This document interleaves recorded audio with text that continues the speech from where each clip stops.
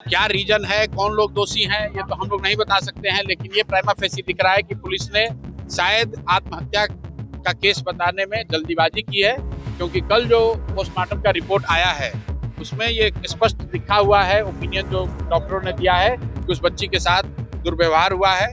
तो हम लोग की ये ऐसी अपेक्षा है कि पुलिस अब इसको नए सिरे से इसको इन्वेस्टिगेट करेगी। नमस्कार, प्रभात खबर में आपका स्वागत है। मैं हूं आपके साथ राजकमल। पटना नीट छात्रा मौत मामले में बड़ी खबर अब आ रही है। प्रशांत किशोर, जनसुराज के सूत्रधार प्रशांत किशोर पीड़ित परिवार से मिलने जहानाबाद पहुंचे थे। इसके बाद उन्होंने अब बड़ी मांग कर दी है, बिहार सरकार और पुलिस प्रशासन से बड़ी मांग कर दी है। कई दिनों बाद प्रशांत किशोर एक बार फिर से एक्टिव हो गए हैं। चुनाव में हारने के बाद प्रशांत किशोर गायब हो गए थे। चर्चा तेज हो गई थी कि प्रशांत किशोर कहां गए, लेकिन प्रशांत किशोर अब नीट छात्रा मौत मामले में जोरदार तरीके से आवाज उठा रहे हैं। पीड़ित परिवार से मिलने के बाद प्रशांत किशोर ने बड़ी मांग कर दी है और सरकार और प्रशासन को अल्टीमेटम भी दे दिया है कि अगर सरकार नहीं सुनती है, प्रशासन कार्रवाई नहीं करती है, तो फिर आगे क्या कुछ करेंगे। आप खुद प्रशांत किशोर को सुनिए। के घर पर इसलिए आए हैं कि उनके जो पेरेंट्स हैं, जो माँ हैं बच्ची की और उनके पिताजी हैं, भाई हैं, उनसे बात कर सकें, समझ सकें कि क्या मामला है। जो बात समझ में आ रही है कि इस बच्ची के साथ घटना हुई है, क्या रीजन है, कौन लोग दोषी हैं, ये तो हम लोग नहीं बता सकते हैं, लेकिन ये प्राइमा फेसी दिख रहा है कि पुलिस ने शायद आत्महत्या का केस बताने में जल्दीबाजी की है, क्योंकि कल जो पोस्टमार्टम का रिपोर्ट आया है उसमें ये स्पष्ट लिखा हुआ है, ओपिनियन जो डॉक्टरों ने दिया है कि उस बच्ची के साथ दुर्व्यवहार हुआ है।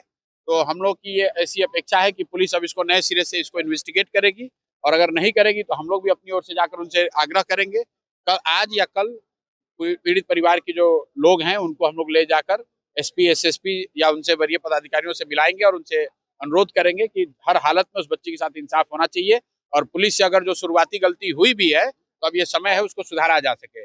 आप मीडिया के साथी हैं, आपके माध्यम से एक बात जरूर कहेंगे कि परिवार के लोगों ने ये कहा कि उन पर अभी जो वहां पर इन्वेस्टिगेटिंग अफसर हैं, एसएचओ हैं, थानेदार, जो लोग भी हैं, वो दबाव बना रहे हैं, उनको हतोत्साहित कर रहे हैं, उनको ये बता रहे हैं कि इसमें न्याय नहीं मिल सकता है, इसमें 10, 20, 15 बरस लग सकता है, आप लोग पैसा वैसा लेकर इसको रफा दफा कीजिए। तो मुझे लग रहा है कि ये सिरे से गैर कानूनी है। जो इन्वेस्टिगेटिंग अफसर है उसको ये नहीं कहना चाहिए। तो इस बात की भी शिकायत वहाँ के वरीय पदाधिकारियों से की जाएगी। परिजनों ने, खासकर उनकी माताजी ने एक ही बात कही कि हमारा जो नुकसान होना है, बच्ची हमारी चली गई, अब हर हालत में उसके साथ इंसाफ होना चाहिए। जिन लोगों को भी, जो लोग भी दोषी हैं, उन पर सख्त से सख्त कार्रवाई होनी चाहिए। और उनकी माँ जो है, मैं ये आपको बताना चाह रहा हूँ कि बहुत हिम्मत वाली महिला है, और उन्होंने जो बताया, जो मैंने सुना, आपको बता रहा हूँ। उन्होंने कहा है कि चाहे कुछ भी हो जाए, मैं लड़ना चाहती हूँ, कॉम्प्रोमाइज करने का कोई सवाल नहीं है, कहीं किसी तरह के लालच में, दबाव में आने की बात नहीं है। हम लोग चाहते हैं कि उस बच्ची के साथ जो दुर्व्यवहार हुआ है, जो लोग भी दोषी हैं, उस पर कार्रवाई हो। सर, एक और मांग उठ रही है कि हॉस्टलों को लेकर कुछ नियामक बनाया जाए ताकि लड़कियों की सेफ्टी सुनिश्चित हो। वो अलग मामला है। आज का मामला तो ये है कि इस बच्ची के साथ अगर गलती हुई है तो जिन लोगों ने भी गलती करा है उन पर सख्त से सख्त कार्रवाई हो। न सिर्फ उन पर कार्रवाई हो, बल्कि जिन लोगों ने मिली भगत में जो लोग शामिल रहे हैं, चाहे वो अस्पताल के लोग हों, पुलिस प्रशासन के लोग हों, सब पर कार्रवाई की हम लोग मांग कर रहे हैं। अगर नहीं होगा तो जो कुछ भी हम लोग से बन पड़ेगा वो सब कुछ कल किया जाएगा। आखिरी सवाल प्रधान सर, ये सर, पुलिस पहले कह रही है आत्महत्या है और बाद में रिलीज जारी कर रही है कि sexual violence can not be rule out. हाँ, मतलब कल अभी पोस्टमार्टम का रिपोर्ट कल रात में आया है, उसी आलोक में पुलिस को नए सिरे से इसको इन्वेस्टिगेट करना चाहिए। अगर वो नहीं करते हैं तो फिर हम लोग अपनी आवाज उठाएंगे। बंगाल में हाईपैक को भी। प्रभातखबर.com, विश्वास वही, रफ्तार नहीं।